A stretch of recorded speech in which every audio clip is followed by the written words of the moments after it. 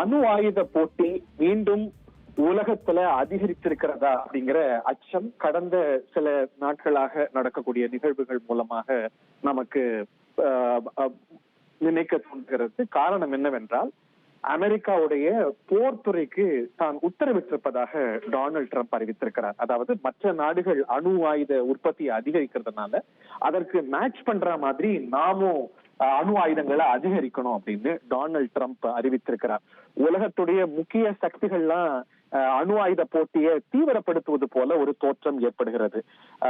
கடந்த சில ஆண்டுகளாக சைனா தன்னுடைய நியூக்ளியர் ஆர்சனலை அதிகரித்து கொண்டே வருகிறது அப்படிங்கறத பார்க்கிறோம். அது மட்டுமல்லாது சமீபத்துலதான் ரஷ்யா வெற்றிகரமாக நீர்மூழ்கி அணு ஆயுதத்தை டெஸ்ட் பண்ணி முடிச்சிருக்கிறோம் அப்படின்னு அறிவித்திருக்கிறது.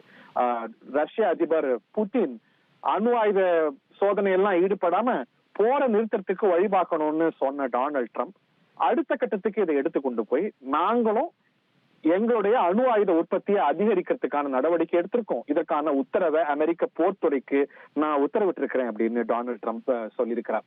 அமெரிக்காவை பொறுத்த வரைக்கும் கடந்த பல வருடங்களாக அணு ஆயுத போட்டியை உலகத்துல குறைக்கணும் அப்படிங்கிற நிலைப்பாட்டை எடுத்து வந்தது.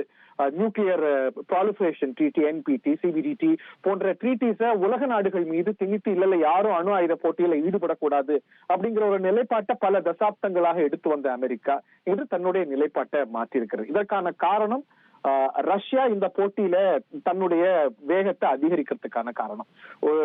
சால்ட் 1, சால்ட் 2 அப்படின்னு ரஷ்யாவுக்கும் அமெரிக்காவுக்கும் இந்த கோல்டு வார் முடியும் போது பேச்சுவார்த்தைகள் நடந்து இரு நாடுகளும் ஒப்புக்கொண்டன. நம்ம எல்லாம் இந்த அணு ஆயுத போட்டியில ஈடுபட வேண்டாம், நம்ம இருக்கக்கூடிய அணு ஆயுதங்களை குறைக்க கூட வழிபாப்போம் அப்படின்னு ரெண்டு நாடுகளும் அந்த திசையில போயின.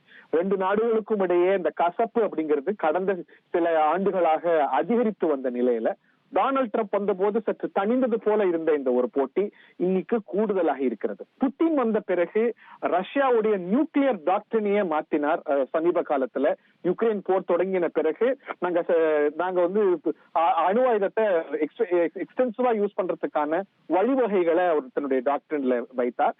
இந்த நிலையில அமெரிக்கா அதற்கு ஈடு கொடுக்க வேண்டிய ஒரு நிலைக்கு தள்ளப்பட்டிருக்கிறது. நாங்களும் இந்த மற்ற நாடுகள்லாம் இதை செய்யறதுனால நாங்களும் எங்களுடைய அணு ஆயுத உற்பத்தியை அதிகரித்திருக்கிறோம் அப்படிங்கிற ஒரு நிலைப்பாட்டை எடுத்திருக்கிறார். இது மட்டும் அல்லாம சைனாவும் தன்னுடைய நியூக்ளியர் ஸ்டாக் பைல கடந்த சில ஆண்டுகள்ல அதிகரித்து வருகிறது. அதையும் அமெரிக்கா சுட்டி காட்டுகிறது அப்படிங்கறத பார்க்கின்றோம்.